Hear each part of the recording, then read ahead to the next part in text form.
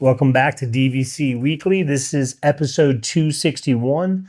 My name is Jason Erpelding. I'm the broker of Buy and Sell DVC. I'm here with Scott Ferrioli. I'm the owner of DVC-Rental.com. Remember the dash to save the cash, as well as buyandsellDVC.com. And today is February 4th, 2026. Your 11-month window is going to be January 4th, 2026. The 7-month window is going to be September 4th, 2026. We're going to start on the buy and sell side of things again. And once again, I reached out to the people to see what their thoughts were. Disney Vacation Club resales DVC. If you are a DVC member, resale or direct, what is your pettiest, most minor DVC complaint? I'm going to be interested to see what yours is. Oh, wow. But Alan wrote no app. No app. Yeah, that's this day and age, that's kind of odd to sit there and say that have a multi-billion-dollar company that does bookings and does all this stuff, and you don't have an app for it. That's definitely odd. This is from Lori, that all DVC pools are not manned by a cast member, checking that each person is actually staying at the resort. Thankfully, we stay at Beach Club most often, and that resort checks. This one says, let's see. They have or haven't? So wait. Sorry. I'm trying to... Lord, what? Sorry, guys. Oh, this is from Jessica. I miss daily room cleaning. I get that for Jason. Just have a little fun. Just so you know, I put a sticker of a dinosaur on his page here, and it just says "Roar, Jason." So I figured once we got to this part, it'd be a little amusing. Wait. I've been involved with DVC for a long time, the 90s. I don't remember daily room cleaning. I don't remember daily room cleaning either. Ever. Okay. Maybe she says I miss having daily room cleaning versus staying at a regular resort. I got you. Know, if you stay at the what's it called? Coronado Springs, you get daily room cleaning. It's DVC, you don't. Here's a good one. This is from Sarah. The small refrigerators in the studios, you can get a dorm-sized refrigerator with a separate freezer for about $125. I had one in my classroom for years. For what we pay for points and dues, they should be able to put a real refrigerator freezer. And I forget whatever happened with like the Grand Floridian. They were going to have some small cooler. What they call it. But they changed that right away, right? I think so, yeah. They originally it's not the refrigerator, it's going to be like a cool box. It's like a soft side cooler almost. So, no, it was a regular refrigerator, but was it going to get as cold? So people would complain that, well, is my medicine going to go bad? Is milk going to go bad? I think they got rid of that quickly and just went to regular refrigerators. I don't know why they thought it was smart to switch it to begin with, Every resort has a refrigerator. Why were you sitting there going, you're going to get something a little different that's a little worse? Made no sense. And this is from Alicia. The refreshed towel policy. Last trip, I never had anyone change anything out. I tend to get extra towels on arrival now to avoid the annoyance. I mean, I will say I'm at Vero Beach frequently. They always have one of those carts in every hallway. Like you can get towels as often as you want there. Yeah, I've never had an issue. It's. Let's see. Sorry, guys.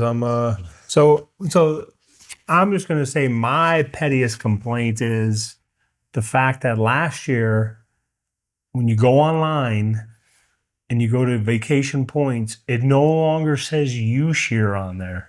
That's right. It no longer says U-Share on there, which I know that in the resale side of things, many other companies are complaining about that as well. And, when I complained about it in our Facebook group, some people said, that's not important because everyone knows what their U-Share is. Well, guess what? We have people filling out listing agreements to sell their points, and they're putting the wrong U-Share on their listing agreement because they don't know what it is. And so, that's another thing. Now we have to catch it before we list it. And so now it's not, now you have to do like an extra, because when you go in there, it says, like, if you have a March U-Share, it says like points can be used between March 1st, 2026 and February 28th, 2000. Like you have to do this extra thinking to know what the U-Share is. It's like you should just say March. Yeah. And for some reason, the computer guy decided to take out I don't even understand what. Like, if you're telling me now, if in 2 years the next DVC resort for some reason doesn't have U-shares, which I don't even think that's possible at this point, then I can understand the change. But why? Because again, when you're deeded, you have the names on the deed, you have a U-share, and you have the points. Those three things are on every deed. So why It's the main things you need. Yeah. When's the which resort is it? When do I get my points? When does it expire? How many points do I have? Like, these are the basic things you need to know. So why they They would just remove it, I don't simply, know. and again, we're talking about words like March. Like, Or you ran out of room. Mar. MAR. what would be your pettiest? It's for all resorts, but especially DVC, because a lot of times when I do the DVC stuff, I'm coming in for like one night. Like, it's my kid's birthday. What do you want to stay for the night? We'll come in for the night. Every time I go, I always have to wait till after 4 o'clock to check in. I mean, I know the check-in's supposed to be at 4, but people get early all the time. Mine is always after 4, at 4 exactly. I would just like to get in a little bit earlier. And I said, every hotel has that. Of course, the housekeepers, mousekeepers need time to change over the rooms and stuff. I wish I could get in earlier. Even if they said, everybody moving from 4 to 3. I would love that, because sometimes you got to wait till 4 or after, and that's dinner time. I'm like, by the time I go to bed, I don't stay up very late. I've got my kids. We're not staying up too late. By the time say we're waiting for the room, and then we get in the room, we're there for an hour before it's like, oh, now we've got a dining reservation. Come back to the room. It's like I've spent like 3 hours in the room before I got to go to bed. Wake up the next day and check out. I mean, that's my day. It's over. So I barely spend any time in the room because of late check-ins. I would love to somehow get in earlier if possible. Again, petty. I know. They've got jobs to do, and it's just I'm always somehow at the end. I don't know if they don't like me, but I always get. I know you always get in like Vero Beach nice and early. I always get into Vero Beach late. I'll roll in at 9 o'clock in the morning, and I've got to wait till exactly 4 o'clock, and then I got to go to the lobby, and they go, "Oh yeah, your room's ready. You haven't gotten your text yet." 10 minutes later, the text will come in. It's like I just want to get in earlier. And I always wonder on that. Is it the person if you don't request anything specific? I never request anything. So you would think that you would get in faster. There have been many times where I've showed up at 9 o'clock, and a lot of times because I live local, I'll drive over to a hotel at 9 o'clock in the morning, and I'll be like, I don't have any requests. I'm just staying the night. Can you please just give me first available? I don't care what the view is. Just please, if you could get me in earlier, that would be greatly appreciated, just because we're here for only one night. Understand completely, we'll get you down first available, blah, blah, blah. There I am sitting in the lobby at 4:30 waiting for my room still. That's amazing, really. It happened at my son's birthday this year. We had a bunch of people over. We had a 2-bedroom, and we took the kids to the water park first because, again, with DVC and Disney rooms, you get the water park for the first day of check-in. And we took my son's friends to the water park, and we come back to the hotel, and it's 3:30. And they're like, oh, the room will be ready soon. I think it was like 5:15 before we finally got in. We're just sitting in the lobby. We've got 8 kids just sitting on the floor, young, 15 Wet suits on, baby. Wet bathing suits on, just waiting to get into this room. And we sat there till like 5:15 or 5:30 or something like that. It just never works out well. And now we're on to the food. Wait, does the water park thing, is that 2026 as well? Yes. Oh, nice. Yep. I forgot about that. Not that I think it is. Yes, it is. It's been a while now. Yes, it is. Not that people are jumping to the water park right now. You got free dining for kids. But yeah, exactly. On day of check-in, you might not want to go to the water parks now. It's been a little chilly, but you know what? It is available for day of check-in as well. And if you have a split stay, you stay here for 3 nights and then stay here for 3 nights. You've got free water park on your first day here and free water park on your second part of your check-in as well. So there's ways around that. You have multiple check-ins, multiple free water park days. And you know what? The reason I asked is we have the upcoming stay for Animal Kingdom. I forgot about the water parks. Yep. Nice. Right. Look at that. Scott Nice with the info. Very good. It's a very nice option to have. You're getting a discounted rate on the Disney rooms, and you're getting a free water park on the day of check-in. So, I mean, that's the thing. Is there was only 4 of us staying in the room, but the 2 bedrooms allow up to 9. So we put all my son's friends' names on there because they're our guests, and we all get free water park tickets because you're allowed to have 9 guests in your room. So everybody got tickets. So wait, Including my parents who just sat there the whole time. not to go off track here. So how does that work when you go to the water park? What do you? You have to go to the hotel, and then I'm trying to think. I think they gave us like hard tickets. Like a voucher? Yes, they gave us a voucher to use. Okay. Yeah.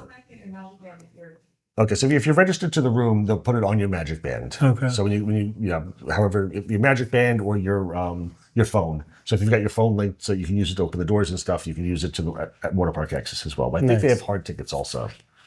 But yeah, it worked out really, really well. And now we're on to the food review of the week. Come here, I'm gonna eat you! Get in my belly! So I'm definitely seeing a pattern here because last week I spoke about the Angry Bison and the burger I had there. For today's review, went to Disney Beaches and Cream a while ago, and I try to have something different every single time. And and the only thing I haven't, after this, I did the patty melt. After having the patty melt, the only thing I haven't had yet is one of their, I think they have like one salad. So they don't have a very big menu. Wait, was this with the whole family? This was just my wife and I. Okay, so no kitchen sink was No kitchen even sink. thought about. No, just the two of us for lunch. And I was getting excited. I thought maybe I remember I'm sitting there going like this was like 2 months ago or something like that. I went. So I tried their patty melt. It's Swiss cheese, sauteed onions, garlic peppercorn dressing on marbled rye bread for $22. I got mine with tater tots instead of fries. Really good burger. If you see in the picture, there's lots of cheese and the garlic peppercorn sauce is like dripping over it. Onions were perfectly sauteed. Burger was juicy. Again, another really messy burger, but worth it. Lots of flavor. It's so tough to judge like even how this was like compared to the other burger. But I think this one an 8.4, slightly above the Hangry Bison. Hangry Bison gives you a lot more options, a little less expensive, and an upscale setting. But I mean, you're on Disney property, obviously it's going to be more money. But burger was really, really good. Again, I've run out of... Disney has not changed like the menu for Beaches and Cream in a long time. And again, this is Beaches and Cream. This is at Beach Club or Yacht Club. It's kind of either one has access to it. But for DVC-wise, Beaches and Cream at the Beach Club. That's where Jason has been doing. Oh, was this for lunch or dinner? This was for lunch. And how many times does the alarm go off? I think only like once. It was Only quiet. once? I think it was quiet that day we went. Really? I've like before, empty it's table? gone off like 400. No, it's never empty. Okay, Never okay. empty tables. So you're saying But I guess a lot of people sink. were not ordering the kitchen sink, so the alarms were not going off and the lights weren't flashing and there wasn't people screaming. I think maybe like once, maybe twice. Like there are times I've been there was like 5 or 6 people have ordered it, and it's constantly making a commotion about the kitchen sink. A whole can of whipped cream. Yes, so I think it was like once or twice. So it was on a little more very chill day. Look at side that. for Beaches and Cream. Yes. Now we're on to the DVC-Rental side of things. On the rental side, I would talk about the construction. It's still steaming away at Disney's Lakeshore Lodge, which is the new property that Disney's building, scheduled to open in 2027. This is on the former site of where River Country was supposed to be. It's between Wilderness Lodge and Fort Wilderness where they're building it. So it's going to be on the water. Construction's progressing with visible structures as an A-frame villas, waterfront walkways, enhancing the area between Wilderness Lodge and Fort Wilderness. One of the things I really like is that I'm trying to explain it best because I know the people can see me here. It's kind of almost like in like a U, and the water's over here, and in the middle is the pool. So if you're in the pool, you can physically look out and see the water, which is really, really nice. Where at Wilderness Lodge or any of the other, or I think you can see that Bay Lake Tower as well. It's on the outside of the building, but all these rooms are going to be facing towards the water, and then the pool's in the middle, so it should have really, really nice views. Again, they're right now projecting 2027, early 2027 possibility. It's going to be again, it's going to be Wilderness Lodge themed kind of, so it's going to be very nature focused. Resort aims to blend natural surroundings of Bay Lake and existing wilderness area. DVC Resort, again, it's going to offer villas and points for members. They haven't really discussed I think a ton of like room types or there's definitely no point values just yet. So as of right now, I've looked online. It said the exterior walls are being primed with concrete structures visible. Layout, landscaping, A-frame villas, pool areas, and waterfront paths are becoming clear from aerial views. The resort kind of, as I said earlier, reminds me of Boardwalk and kind of how they look like they have like different buildings together. Like when you walk down Boardwalk, sometimes like the buildings, some are taller, some are different colored. Like if you're walking along the Boardwalk, looking at Boardwalk villas, there's like different colors. It looks like different buildings all like attached to it. It seems like that's kind of how it's going to look there. It's hard to tell, but it seems like that's how it looks. And again, it's got a pool, it's got a dock, and it's all going to be facing the water, which looks really, really nice. What are your thoughts? What are your thoughts on this resort? You know, or you're looking to check this resort out? Do you again, you already have two wilderness. You already have two wilderness lodges. You don't really need another one. I mean, it's going to be interesting to see what the resale restrictions are.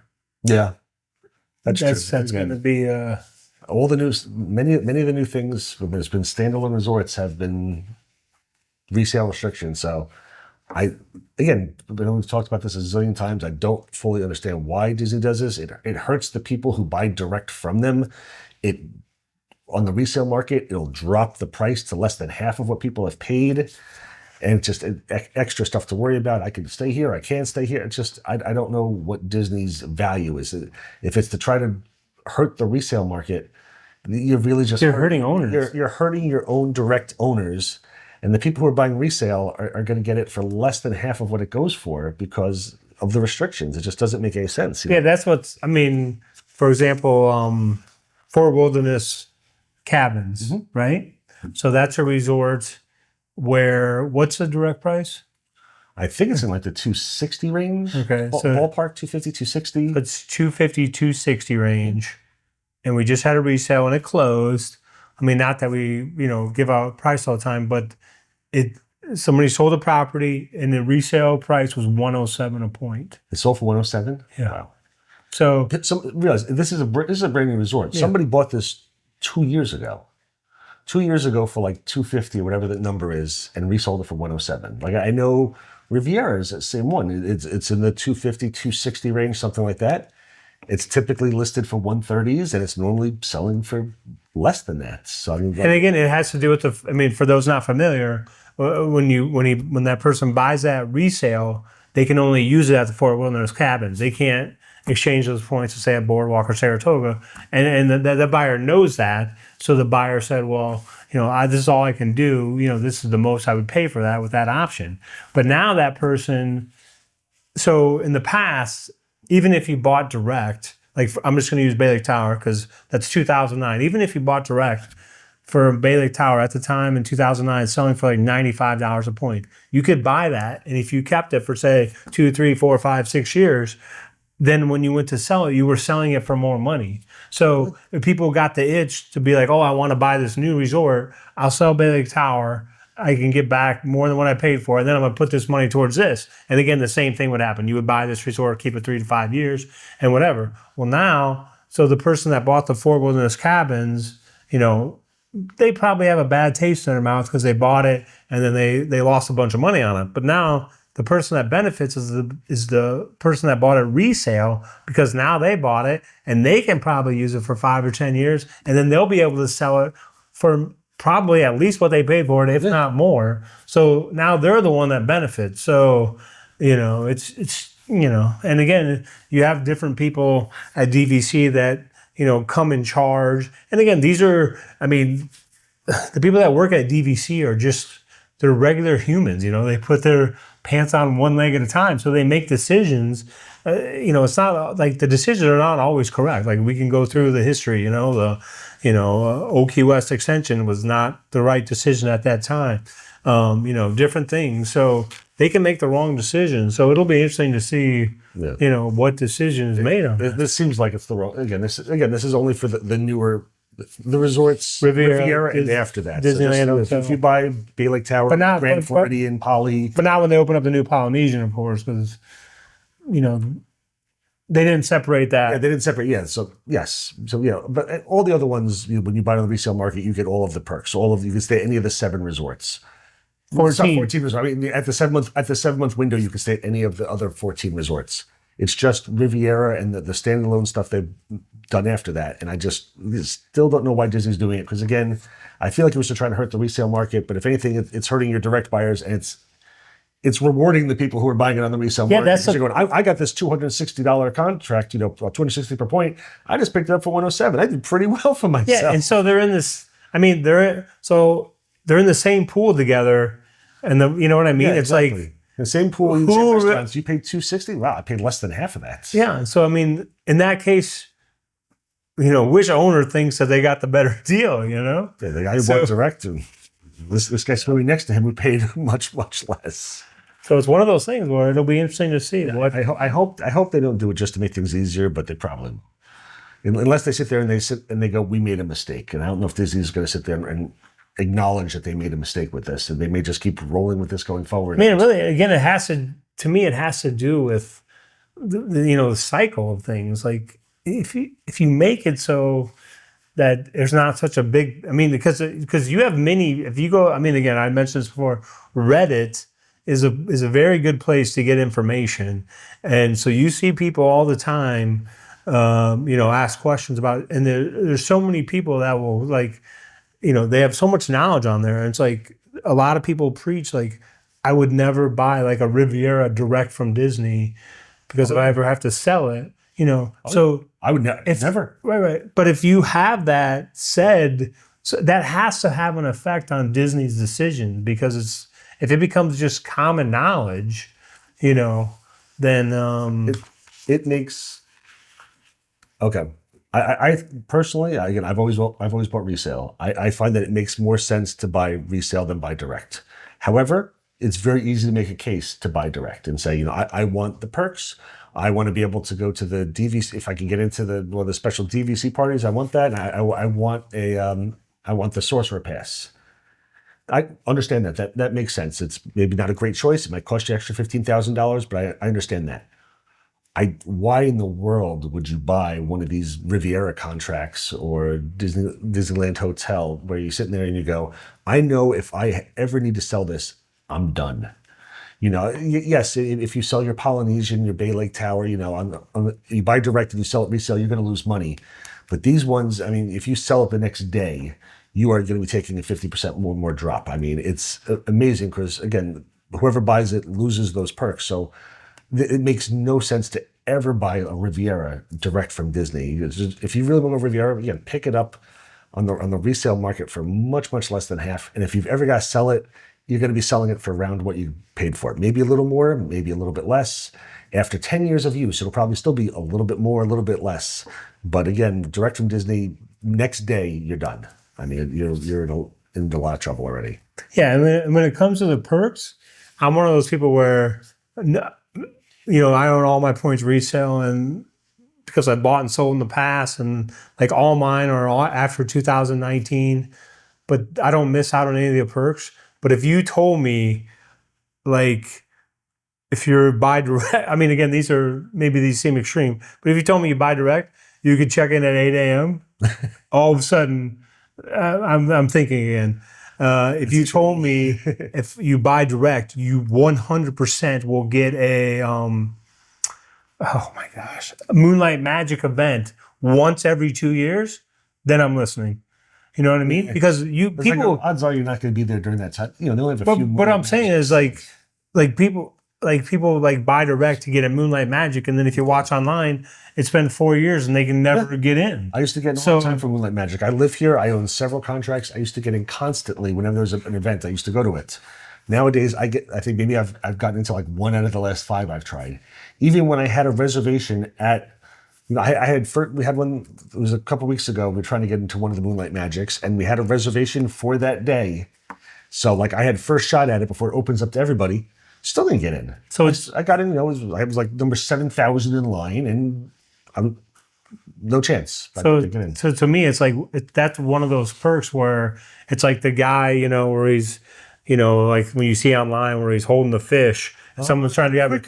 Yeah. So it's like this is, it's like if you buy season tickets for a football NFL team, and then, they say, oh, we're going to have an event, then they allow everyone to get autographs or something. But if they only allowed, the first 10, percent of people, then you'd be disappointed, So it's like some of these perks, they get a little, it's kind of scary, really, because I feel bad for someone who's buying it and they want the moon like magic, and then 5 years go by and they've never gotten it. Yeah. And because a lot of people, even the local people, they can't get in it. Yeah. I'm a local, and again, I try to get into these things because they're fun to check out. And again, I have trouble. Again, I can get in because I literally live 5 minutes down the road. You have to be lucky enough to have a reservation and happen to be here during one of those small time frames where they're having a party, and most of the time they're like a Wednesday night, which stinks also. A Wednesday night when your kid has some important test on a Thursday. Almost every time it's a Wednesday night. And I'm like, and it starts at like 9 o'clock at night. I'm like, that's helpful. My kids got school the next day. It doesn't work out well for us. But again, just can't get in. And that I try to get into all of them because I can and I have access to it. Really, really hard to get into. So again, don't buy anything thinking you're going to be going to these moonlight magic parties all the time and everything's going to be wonderful. But we kind of got off on a tangent here. But I just wish that the I feel like a lot of members, they don't feel like the direct benefits are, all that, if you will, where I wish that DVC would take care of their members that buy direct a little bit better, and also wouldn't hurt their resale value by making these restrictions. If you go back to the 90s, you were buying direct and you were getting free park tickets until 1999. Yeah. Look how far we've come. So we better end this here. Yeah, I think so. We'll see you next week. Thanks for watching. Check out all of our social media, TikTok, Instagram, YouTube, Facebook, etc., etc. We appreciate you guys. Enjoy.